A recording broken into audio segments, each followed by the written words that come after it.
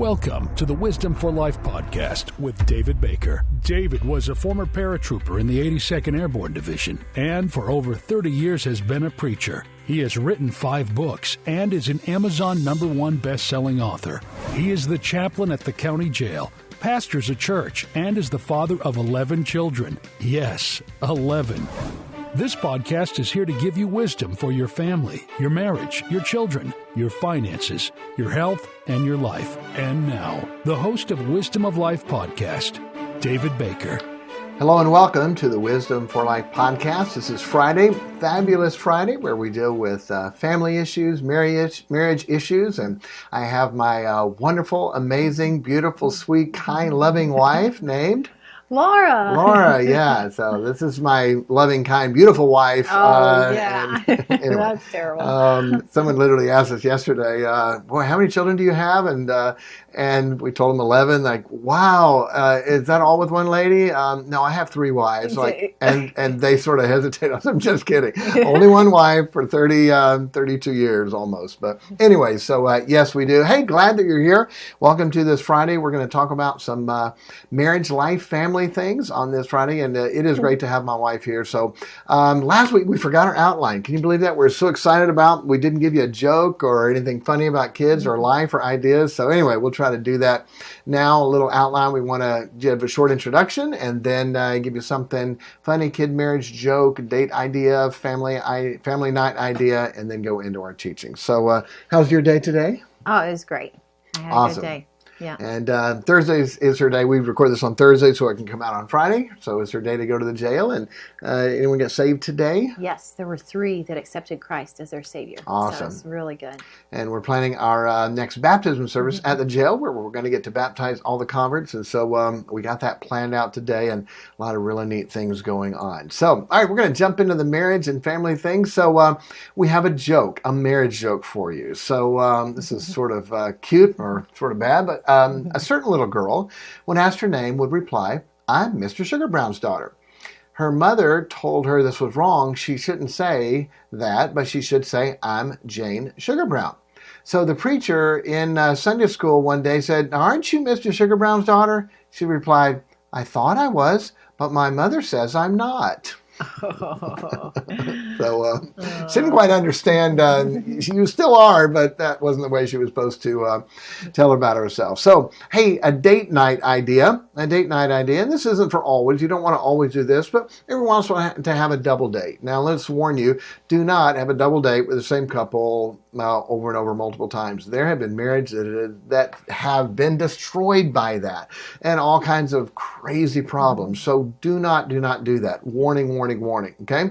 But to have a double date with someone, or especially what we do now that we have children that are adults, to have a double date with your kids. So it's a family/date night with your married kids or with your dating kids. And so we have had, I think for most of ours, the spouse they married, we had one of their first real dates together. And so with mom and dad and them, had a great time. And we're actually doing that tonight with one of our kids. And so looking forward to that. So that's always fun. But a double date, but again, don't do that all the time. And don't do that specifically with one couple. But doing it with your kids is awesome. So our first Fabulous Friday, we talked about how we met and dated and Fell in love. Yeah, so we talked about that. Then last week we talked about how to find the one. How to find the one, okay? The one that God has for you, how big that is. There's that good will of God, that acceptable will of God, and the perfect will of God. I want to find the perfect one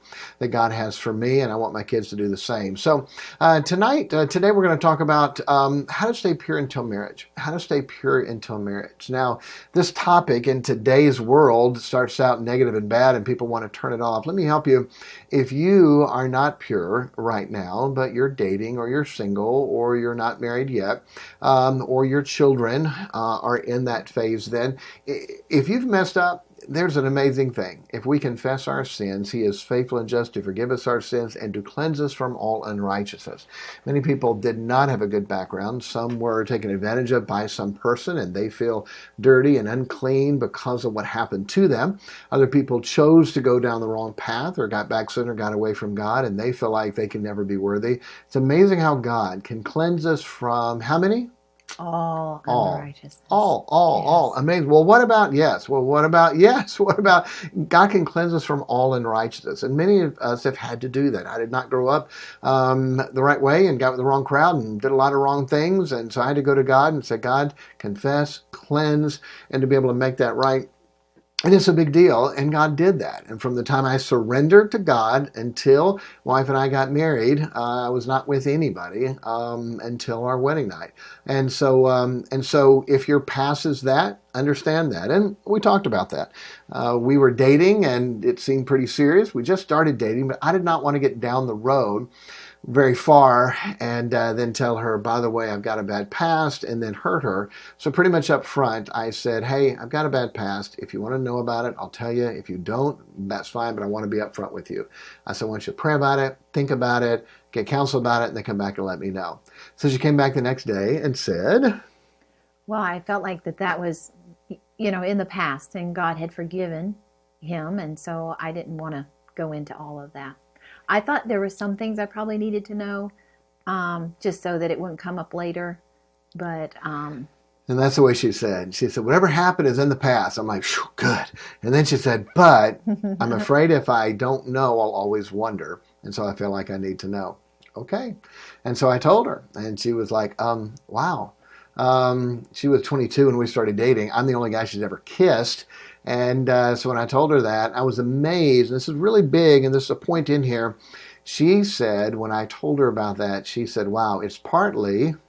I thought it was partly my fault, because I had been taught that I should be praying for my future spouse. And I thought, you know what, if I had been praying for him like I should have been, if I would have taken that seriously when I was a teenager, maybe that could have protected him from more of that. So... Now, yeah. Of course, it's not her fault. She did right. I didn't. But what an amazing thing. Instead of downing somebody else, for her to say, what could I have done? And she grew up in a good home, good church, good youth director who taught these things. And so the first thing to do in helping our children to be able to stay pure is to have them stay pure and pray for their future spouse, that God would protect them and keep them from that. So this lesson is going to be sort of two ways. One is to parents, what you can do, and then also to young people when you're dating or college age or getting ready to get married, what you can do. So it'll cover the gamut of that. So parents, please understand, do not make provision for the flesh. Do not allow our children to be in situations where there are opportunities. I look back at my life at all the things, all the situations I was put into that parents... The parents didn't even think or have a clue of what could be done. And as a parent now to go, no, you can't go here. You can't go there. No, who's going to be there with you? Who are the chaperones? What's going on? And check it out. It's amazing how lax they were on everything. And I jokingly say, what happened? Have we gotten too old that we forget what it was like to be a teenager? Did we forget what it's like to be a young person or to be a college age person? So don't make provision for the flesh. Well, I trust my kids. Okay, that's enough. That's wrong.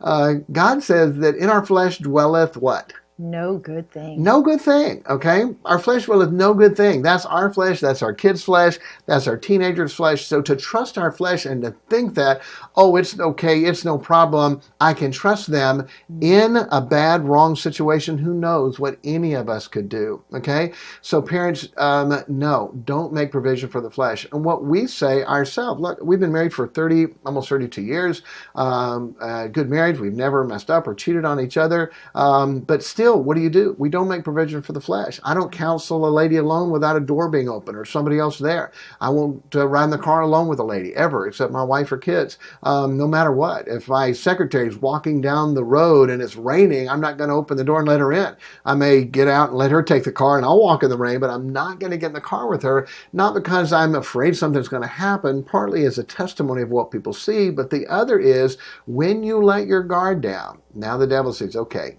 I can take that. I can get that. So parents, first of all, with everything, don't do that. And we're going to have another session. I'm going to have one of these fabulous Fridays when my wife can't make it and have some of my kids come in. And we're going to talk about dating and teenage dating. And our teenagers did not date. This is not the session for that, but we'll go into that. You'll have a whole lot less problems if you say, hey, let's wait on that. But anyway, don't want to get in that today. Next is make sure when they do start dating that they have trustworthy chaperones, okay? Trustworthy chaperones. What does that mean? Trustworthy chaperones are people that can't be They can't be bought off. So tell the stories. Well, I had an older sister and older brother who would, pay off the other one and drop him off in town and say, we'll pick you up on our way back. And so they just paid him. So you don't want that to happen.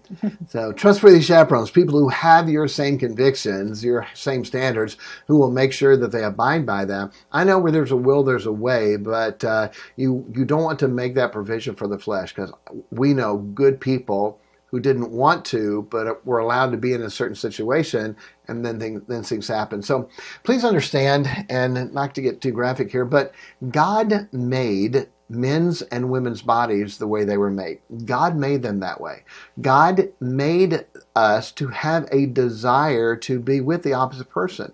God did that. God made that desire. How come? For procreation. So the human race keeps on going. Okay, so God made that. It's not a bad thing as long as it's done in the right context, of course, within marriage. So before marriage, we have to be very careful. Now, so when you know it's the one, you got to be even extra careful. So let's say they're dating. They're 18, 19, 20, 21, whatever. They're dating and they think, you know what, this is the one. I'm going to marry this person. Then you prepare for things for marriage, and you have to be careful. Do not make provision for your flesh, even in yourself.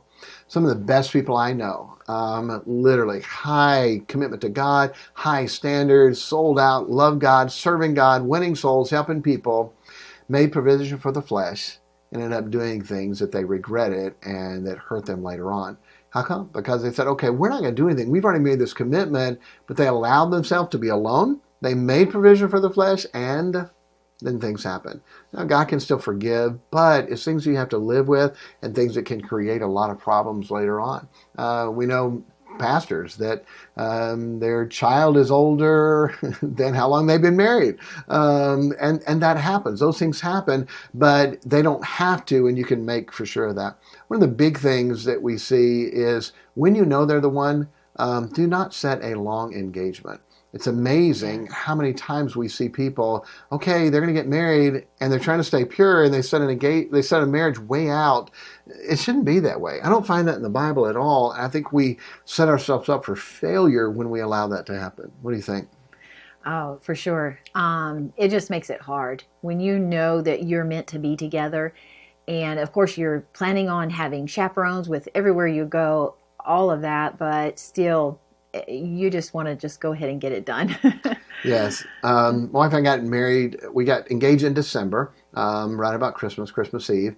And then we got married in June. And that's not a long engagement, but it was hard. I had to fight my wife off. I had to just constantly say, stop, leave me alone. Don't. It was horrible. It was really bad. No. And so, anyway. Didn't happen that way. But it is hard because there's the desire. We're engaged. We're going to be married. We're going to get to kiss. And we're going to get to hold each other. And we're going to get to make love. And it's wonderful. But we can't do that yet. But the desire is there. And so shorter engagements. I've told each one of my children when they start dating and when they get serious, and tell them how to slow it down, how not to go too fast. We teach them all that. But I've told each of them, listen, if there comes a day and you say, hey, Dad, we need to get married. Great, let's get married.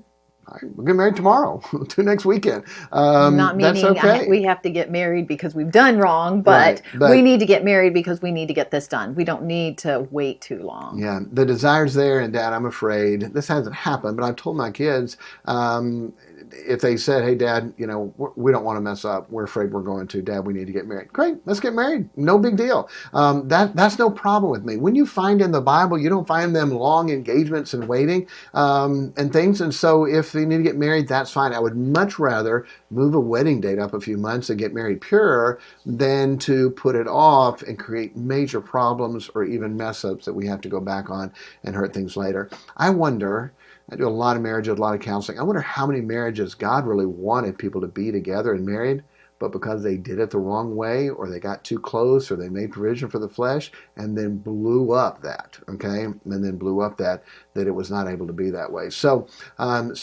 we've seen couples where the other spouse will say, okay, you want to get married? All right, let's wait another year. And we're like, why? Do you understand the struggles, the problems? You know it's the one. Everything fits. Everything is right. You're engaged, and let's put it off another year. There's no sense to that. Okay. Now, we see couples all the time, oh yeah, we're going to get engaged next year and we're going to get married the year after and it's no big deal. Usually you know why it's no big deal, okay? Yeah. They're already doing things that they shouldn't. My wife had 8 sisters, 9 girls in her family, and a very godly family, very godly mother, but her mother would sit down and teach the girls and help them, and boy, this is so important. If you want to get married, you want to do it right, then you hold back on some things. She had a little phrase she would teach the girls. So, Oh, she told the girls that why buy the cow if the milk's free? In other words, if you're doing stuff already, he has no, push to get married then. yeah, I've read things by single guys that say, why would I want to get married? And they go through everything they're going to lose and how they're going to be controlled and how much less intimacy they're going to have. And they go through this horrible thing of what marriage is. Obviously, that's not the biblical plan when you do it the right way. And your wedding night is the first and it just gets better from there. That's how God intended it to be. But when people are already intimate, there is not that motivation to get married, and it creates a whole lot more problems. So to wait another year, no. Now again, if you mess up, ask God to forgive you. Get back up. We know people that have done that.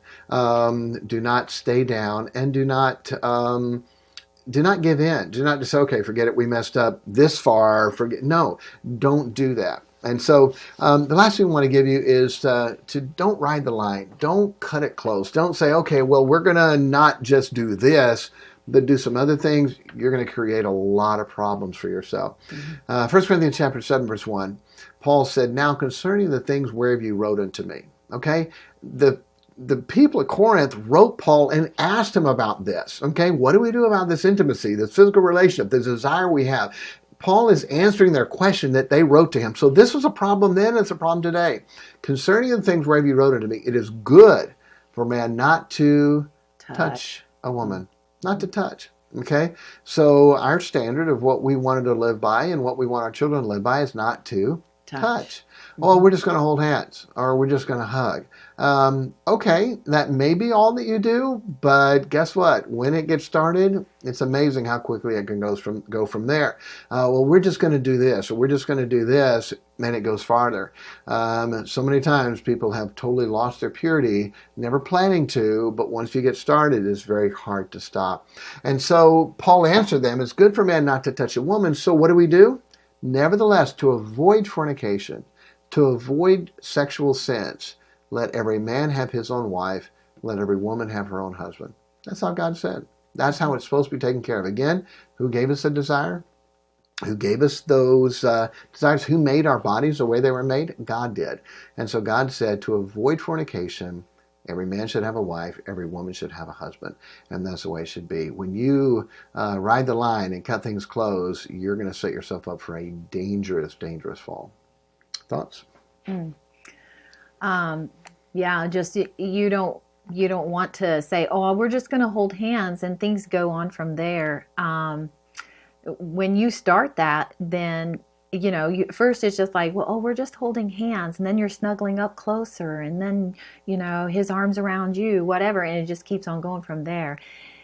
It's just better just to have that standard. I'm just not going to do that, and then that way, if you were to fall, say you had determined you're not even going to touch one another, but then you fall from there, maybe then you do hold hands or something, then it's not, you haven't gone all the way with everything. Right. There's a great story my pastor tells. He was a pastor and had a Bible college, and so he's in his office, and one of the young ladies comes to see him, and she said, Pastor, I'm a fallen woman. And he said, oh, I'm so sorry, what happened? And I messed up with a boy. And he's like, oh, no. And then he said, well, where did it happen? In the hallway of the college. What? In the hallway of the college? No. And he's just upset and thinking, what are we going to do? And how are we going to handle this? And then he said, well, what happened? Like, well, I held his hand. And then he said, okay. And she said, what? What else happened? No, nothing. That's all that happened. I'm a fallen woman. And so he was just like, wow. Okay. Quote, she fell. but she was far enough away from the line that when she fell, she didn't mess up and destroy her life. I think sometimes we just want to ride the line and to be able to say, God said it's good for men not to touch. That's God's principle. That's God's line. So that's what we want to do. And then, quote, if somebody falls, it may be a hug. It may be a handheld, which, again, that's not where we want to go, but it's not going to mess up and destroy their life if they do. So don't make provision for the flesh. Realize that the human flesh dwelleth no good thing. And to don't make provision for it. Don't make an opportunity where you can mess up. Don't be at a place where there's an opportunity where you could fall. Those things will hurt. You've got the rest of your life to enjoy that, to be together, to give what God gave to the married couple. One of the things our youth pastor's wife taught us, teen girls in Sunday school one time, she said she used the object lesson of a rose, a fresh rose, and she passed it around to the girls and said, I want everybody to touch these petals and just feel them and smell them and see how beautiful this rose is. Everybody feel this rose. And so everybody did that. She passed it all around. By the time she got that rose back, it was falling apart. And it didn't look as beautiful as it did before. And she said, girls, that's the way it is with your life. If you just start letting everybody have a piece of you like that, and you're not staying pure, in the end, you don't look as beautiful. And God meant for that to be saved just for your husband on your wedding night. So I just thought that was very good advice. That is. I know as a pastor and as a dad, it's been a very, very special thing to do the weddings for our children. And to know that in a minute, when I say, I now pronounce you husband and wife, you may kiss your bride. To know that that's the first kiss that they've ever had with anyone. And God's blessed our children where they were able to marry people. Hey, this is our first kiss. This is our first kiss. And it's going to be at that wedding day. And it's like, oh, that's so old-fashioned. Oh, that's so fuddy-duddy. Oh, that's so, oh, they can't believe that. Guess what? Have a great marriage, great life, great family, to save everything. And that's what they said. We wanted to save everything for marriage. Our president of our Bible college used to say, oh yeah, we wonder, are our lips going to fit together? Yes, they'll fit. Oh, we got to try it out. No, it'll fit, it'll work, everything will be fine. There's a crude statement. As you know, I'm the chaplain at the jail, so I'm around a lot of guys that really don't think right. And they literally have compared that I'm not going to buy a car unless I test drive it. And comparing the same thing with a girl with marriage. They're not going to marry somebody unless they've been with them physically. That's not it. That's not biblical. That's not godly. That's not what God wants. If you save and wait till marriage, everything will be wonderful and better. Last statement that I have, and there's my wife has anything to close in, but I've counseled so many couples that before they got married, the physical was enjoyable and fun and loving and thrilling and exciting and caring for each other. Then after they get married, something happens and that falls off. How come? Because they had all this before marriage and now they didn't save it for marriage. When you save everything for marriage, it just literally keeps getting better and better. When I was, I don't think my mom listened to my podcast, so hopefully I can tell the story without getting in trouble. But I was getting ready to get married. I was having a talk with my mom, and my mom and dad, they're old. They've always been old. My dad's 84 now. My mom's 81. This was 32 years ago. But I was talking to my mom and about marriage, not real detail, but she just said, well, son, she said, it just keeps getting better, in her shy, backwards mother Christian way, like, what? Mom? And in my mind, they're too old to even do that. And she just said, son, it just keeps getting better. My mom and dad met at church. Their first date was at church. Their first time together with anyone was out there on their wedding day, and it just keeps getting better. And that's the way God made it to be when you save it and wait. So stay, work hard for that purity, help your children with that. They'll be so glad that they did. Any final thoughts? Just that I think that I've heard it said before that the reason that they thought it was great before marriage was just because of the newness. But the thing is, then when the newness was gone, then there wasn't anything left in that. When you save it for marriage, it can just keep getting better and better, and it's a wonderful, loving relationship. And if it's done the wrong way, then they're always looking for some new thing. And then, and it's not just with one person then, because he's no longer new anymore. You've got to go on to somebody else, and it's a really bad thing. Yeah, so it is. We've dealt with that. We've dealt with marriages where, I hate to say, there was, what do they call it? But trading partners and swinging and those type things. And what happens when you trace it back? It went back to, okay, we're doing things we shouldn't be doing. That's fun and exciting. After marriage, oh, it's no big deal. Okay, let's look to do things that we shouldn't be doing, and creating so many more problems. So, well, hey, God bless you. Have a great time. Have a great marriage. Teach your kids, help your kids to stay pure. If you're in a dating relationship and you've already messed up, hey, ask God to forgive you. Go to the person you're with and say, hey, let's step back. Let's do this the right way. We've had couples we've dealt with that said we were dating and we messed up and we're doing the physical, and we said, wait, we want to surrender to God. This isn't right. Back up, stop. Let's start over and date the right way. And they're married today, doing well. Those things can happen. So if you've already fallen, get back up. Just man falls 7 times, it rises again. So God bless you. We'll see you in family time next Friday, and have a great time with your family and with your marriage. God bless. Thank you for listening to the Wisdom for Life podcast. If you have any questions for us, email us at askpastorbaker@gmail.com, and we will answer them in an upcoming podcast. The email is askpastorbaker@gmail.com.